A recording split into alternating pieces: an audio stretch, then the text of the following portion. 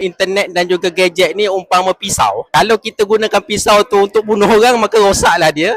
Kalau kita gunakan pisau tu untuk potong sayur, potong daging dan sebagainya, maka kita dapat makan sedap. Assalamualaikum warahmatullahi taala wabarakatuh. Saya Abdul Hafiz Kamaruzaman bersama dengan anak-anak saya Khadijah Wiam. Saya bekerja sebagai pensyarah di Institut Pendidikan Guru Kampus Bahasa Melayu. Baik, sebenarnya internet dan juga gadget ni umpama pisau. Baik.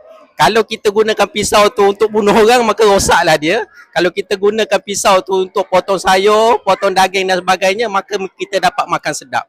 Jadi cara untuk penggunaan bahan-bahan gadget ni terletak kepada ibu bapa itu sendiri. Bagaimana dia menggunakan supaya anaknya dapat mengikuti sesi pengajaran yang baik dan dapat gunakan kepada bentuk yang lebih baik.